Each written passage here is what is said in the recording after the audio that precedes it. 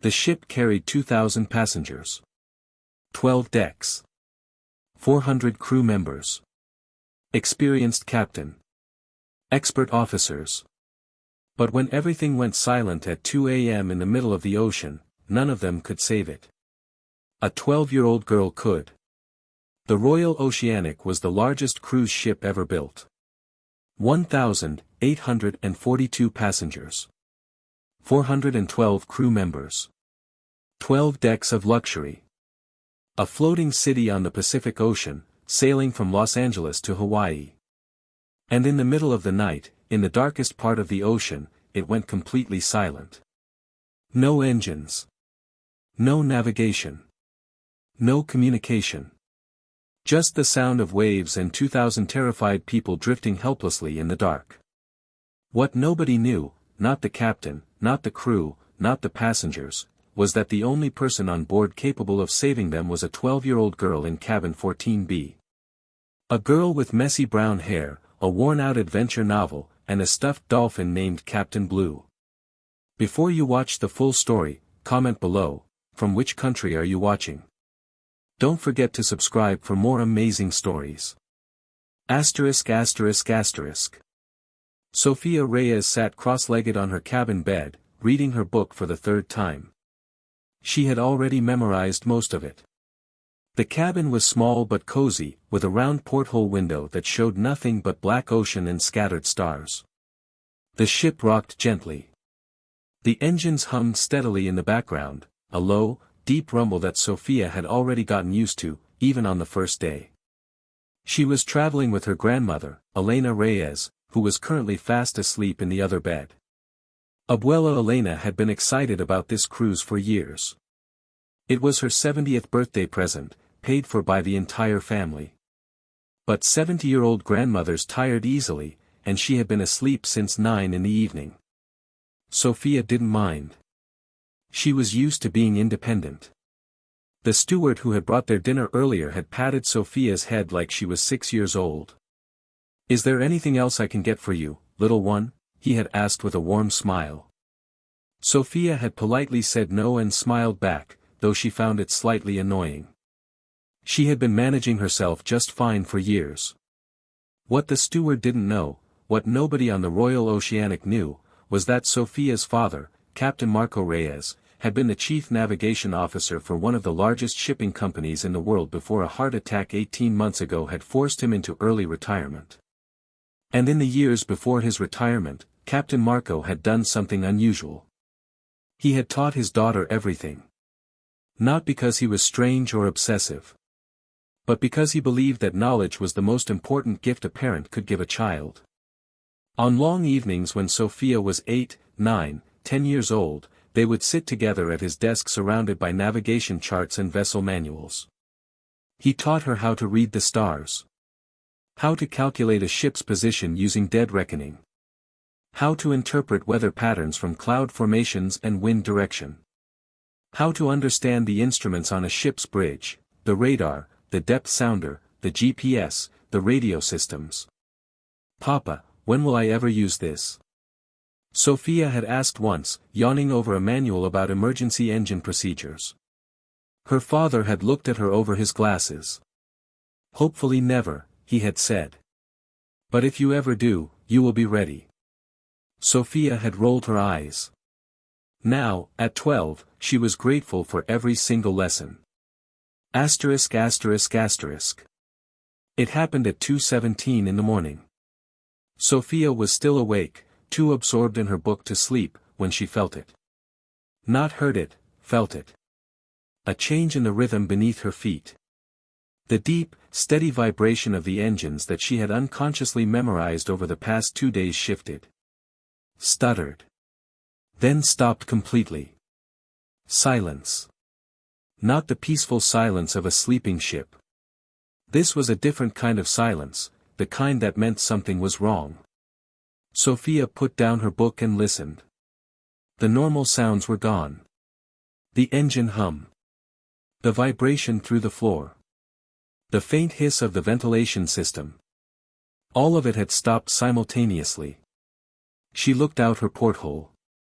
The ship's exterior lights, which normally created a soft glow on the water, were off. She could see only stars. "That's a complete electrical failure," she said quietly, to no one. Her grandmother stirred. "Sophia? What time is it?" "Go back to sleep, abuela. Everything is fine." Sophia said it automatically, calmly, the way her father always spoke during unexpected situations. Even if everything was not fine. Especially then. She got up, put on her shoes, and grabbed the small flashlight she kept in her bag. Her father had taught her that too. Always know where your emergency light is. Always be prepared for darkness. She stepped into the corridor. Asterisk asterisk asterisk. The hallway of Deck 7 was chaos. Passengers were emerging from their cabins, confused and frightened. Emergency lighting, battery-powered, had activated, casting the corridor in a dim red glow. Children were crying. A large man in a bathrobe was shouting that the ship was sinking. An elderly couple clutched each other near the elevator, which was not working. Sophia moved through the crowd calmly, observing everything. The ship was not listing, it wasn't tilting to one side. That meant it was not taking on water. It was still floating normally. But it was completely dark, completely silent, and completely without power. She made her way toward the staircase and climbed up, against the flow of panicked passengers coming down. 4 flights. 5 flights. She emerged on Deck 12, the bridge deck, where she knew the ship's command center was located. A security officer blocked the entrance.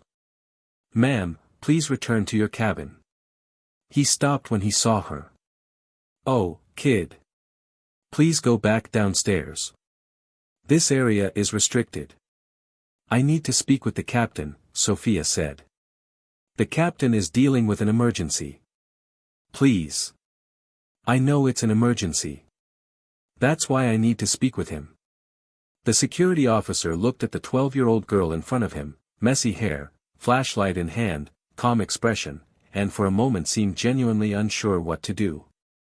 Before he could decide, the door behind him burst open and a woman in a white officer's uniform rushed out. Her name tag read, Chief Officer Daniela Voss. "What's happening out here?" Voss demanded. Then she saw Sophia. "Who is this?" "A passenger who wandered up, ma'am. I was just." "I can help," Sophia said simply. Voss stared at her. "Excuse me. My name is Sophia Reyes. My father is Captain Marco Reyes, former Chief Navigation Officer for Pacific Meridian Shipping. He taught me maritime navigation and emergency ship systems for 4 years. I know what a full electrical failure on a vessel this size means, and I think I know some steps that might help." There was a long pause. Chief Officer Voss was a practical woman. She had been at sea for 16 years. She had dealt with emergencies before. But she had never, not once, dealt with anything like this. "How old are you?" Voss asked. 12. "But please listen to me. Every minute matters." Another pause. Then Voss opened the door. "Come with me." Asterisk asterisk asterisk. The bridge of the Royal Oceanic was large enough to park 3 city buses. Normally it was illuminated by hundreds of instrument panels, screens, and control displays.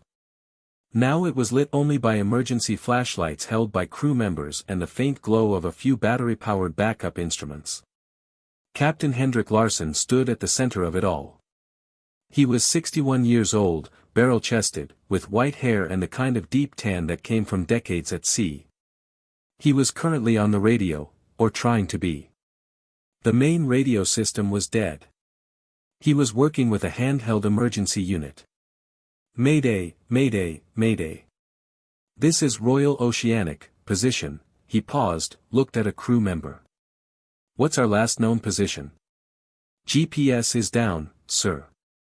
Last recorded position was 23 degrees north, 148 degrees west, at 0200 hours. That was 17 minutes ago. Larsen transmitted the position and continued the Mayday call. When he finished, he turned and saw Voss entering with a child. "What is this?" he asked. "She says she can help," Voss said simply. Larsen's expression made clear what he thought about that. But he was also a man who had survived 30 years at sea by never dismissing any resource, no matter how unexpected. "Talk fast," he said to Sophia. Sophia stepped forward. "Captain, what caused the failure? Do you know yet?" "We're still assessing. Main generator went down, backup failed to activate, emergency systems are on battery only. We estimate 40 minutes of battery power remaining. Has anyone checked the secondary generator coupling? On vessels this class, there's often a manual override bypass that crew can activate independently of the automated system." Larsen looked at his chief engineer, a heavy-set man named Ramos who was on the phone, the internal landline, still working on emergency power. "Ramos. Secondary generator coupling. Manual override." Ramos spoke into the phone, listened, and his eyebrows rose. "Sir, she's right. The automated sensor that should have triggered the backup failed. But the manual switch in engine room 3 is still functional. Tell them to activate it," Larsen ordered. Then he looked at Sophia again. "What else?" "Navigation. Without GPS or main radar, you need to establish your current position by dead reckoning from your last known coordinates. Do you have your log showing speed and heading for the past 17 minutes? A junior officer scrambled to produce a printed log. The backup printer ran on emergency power. Sophia took it, studied it for 30 seconds, then moved to the navigation table and pulled out a physical chart from the storage underneath. We were at 23 north, 148 west at 0200. Speed was 22 knots, heading 247 degrees, that's roughly west-southwest. Her finger traced a line on the chart. In 17 minutes at 22 knots, we've traveled approximately 6.2 nautical miles. Current estimated position is here. She marked the chart. Chief Officer Voss leaned over and stared at the mark. Then she looked at the emergency GPS backup unit, a small handheld device that ran on batteries. It had been slow to acquire satellite signal but had just finished loading. 23.04 north, 147.88 west, Voss read. She looked at Sophia's mark on the chart. Then back at Sophia. "That's accurate. Within a small margin," Sophia said. "The current might have pushed us slightly north. You should account for that. Asterisk asterisk asterisk." At 2:41 in the morning, the lights came back on. Not all of them, the secondary generator produced only about 40% of the ship's normal power. But the bridge lit up, the navigation systems rebooted, the main radio crackled to life. And the engines, after Ramos and his team worked for another 8 minutes, restarted with a deep, powerful thrum that sent a vibration through the entire ship. The passengers who had gathered on the outer decks, frightened and watching the dark ocean, heard the engines return and felt the ship come alive beneath them. A cheer went up that echoed across the water. On the bridge, Captain Larsen stood at the helm and breathed for what felt like the first time in 30 minutes. He looked at his chief officer, his chief engineer, his navigation team. Then he looked at the 12-year-old girl standing to one side, studying the navigation chart with quiet focus. "Sophia," he said. She looked up. "The secondary generator allowed us to restart. The Mayday signal went through, the Coast Guard received it and a cutter is en route, though we no longer require emergency rescue. Our position is confirmed. The ship is stable." He paused. "Your knowledge of the manual override saved us 40 minutes of darkness and potentially the loss of all navigation capability." Sophia nodded quietly. "My father taught me that in any emergency, the first question is, what manual systems still work? Automated systems fail. Manual systems are more reliable. Larson was quiet for a moment. Your father sounds like a very good officer. He was, Sophia said. He is. He had to retire. But he taught me everything he knew. Voss put her hand on Sophia's shoulder. We'd like you to remain on the bridge for the next hour while we fully assess the situation. If that's all right. I should tell my grandmother where I am, Sophia said. She'll worry. We'll send someone to her cabin, Larson said immediately. She'll know you're safe. He paused again, and something in his expression shifted, the iron professional becoming, for a moment, simply a man. Are you all right? You've been remarkably calm through all of this. Sophia considered the question seriously. My hands were shaking the whole time, she said. I just didn't let it slow me down. Asterisk asterisk asterisk. By morning, the story had spread to every passenger on the Royal Oceanic. Sophia didn't fully understand how, she had been on the bridge or asleep in her cabin, but when she came down to breakfast, people were looking at her differently. The steward who had called her "little one" the night before was standing straighter when he saw her. An older couple at the next table leaned over and said simply, "Thank you." A group of teenagers about her own age stared at her with an expression she didn't quite recognize at first. It took her a moment to realize it was respect. Her grandmother sat across from her at their small breakfast table, holding a cup of tea in both hands and watching Sophia with an expression that was difficult to read. Why didn't you wake me? Elena asked. You needed sleep, Abuela. And there was nothing you could have done. I could have worried with you. Sophia smiled. That's exactly why I didn't wake you. Elena set down her tea. Her eyes were bright. Your father called this morning. The captain contacted him through the Maritime Authority. To thank him. She paused. He cried, Sophia. Your father cried. Sophia looked down at her plate. She didn't say anything for a moment. Then, I was just doing what he taught me. He said to tell you something. Elena reached across and took Sophia's hand. He said, the knowledge was never about emergencies. It was about confidence. Knowing that you can handle whatever comes. He wanted you to know that he's proud. Sophia nodded. She pressed her lips together.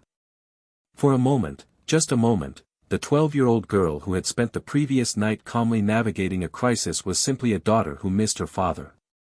Okay, she said quietly. Good. Asterisk asterisk asterisk. Captain Larson made an announcement to all passengers that morning. He explained what had happened, a cascading failure in the main generator system, caused by a manufacturing defect that had gone undetected during maintenance. He explained that the ship's automated backup system had failed to activate, and that the situation had been resolved through manual override of the secondary generator. He did not mention Sophia by name. He had asked her permission first, and she had said she would prefer to remain private. But he said one more thing, near the end of his announcement. Last night, in a moment of genuine difficulty, I was reminded that capability and experience do not always look the way we expect. I was helped by someone whose knowledge, calm, and practical thinking made a difference at a critical moment. That person prefers not to be named. But I want every passenger to know that the people who help us in our darkest moments are often the ones we least expect. Please, always be open to help from unexpected places. In cabin 14B, Sophia was back to reading her book. Captain Blue the stuffed dolphin sat on the pillow beside her. Her grandmother was napping again. The Pacific Ocean stretched endlessly outside the porthole window, bright and blue and calm. Sophia turned the page. Asterisk asterisk asterisk. When the Royal Oceanic arrived in Honolulu 2 days later, there was a small ceremony at the dock. Port officials. A representative from the cruise company. And a man in a wheelchair, waiting at the end of the gangway with tears in his eyes and a proud smile that he couldn't quite control. Captain Marco Reyes had flown from Los Angeles. His right hand trembled slightly from the effects of his heart attack, it always did now, but his eyes were sharp and clear as he watched his daughter walk down the gangway. Sophia saw him and stopped walking. For just a second, all the composure and calm practicality that had carried her through the crisis on the dark Pacific fell away, and she was simply a 12-year-old girl who wanted to hug her father. She ran the last 20 steps. He caught her with both arms, the wheelchair and trembling hand forgotten. "There she is," he said into her hair. "There's my navigator. I used the dead reckoning calculation you taught me," she said. "And the part about manual override systems being more reliable than automated ones. And the part about keeping your voice calm even when your hands are shaking. And..." She pulled back and looked at him. It worked. Marco Reyes nodded slowly. His expression was everything a parent hopes their face will show their child someday. "It always does," he said. "When you know what you're doing, and you don't give up, it always works." ****. The investigation into the Royal Oceanic Generator failure took 6 months. The findings led to new safety protocols being implemented across the entire cruise line, and eventually, across the international maritime industry. Manual override checkpoints became mandatory. Secondary generator coupling tests were added to pre-departure procedures. Nobody announced publicly why these changes were made. But in the maritime engineering community, the people who knew the full story understood. A 12-year-old girl in cabin 14B had asked the right question at the right moment. And 2,000 people had gotten home safely because of it. ****. Sophia Reyes went back to school the following Monday. She sat in 7th grade math, which she found slightly less interesting than maritime navigation but more interesting than most people gave it credit for. She carried her worn-out adventure novel in her bag. She still had Captain Blue on her bookshelf at home. She did not tell anyone at school what had happened on the Pacific Ocean. It felt like something private, something that belonged to her and her father and the dark ocean and the moment when the ship went silent and she had known exactly what to do. But sometimes, in quiet moments, she would think about that night. The red emergency lights in the corridor. The bridge full of worried adults. The navigation chart spread open on the table. Her finger tracing a line across the ocean. She thought about what her father had said about confidence. Knowing that you can handle whatever comes. Sophia thought she understood that now, in a way she hadn't before. Not because she had proven something to anyone else. But because she had proven something to herself. Whatever came next, whatever dark ocean, whatever silent engine, whatever moment of crisis, she would be ready. Her father had made sure of it. And she would never stop being grateful.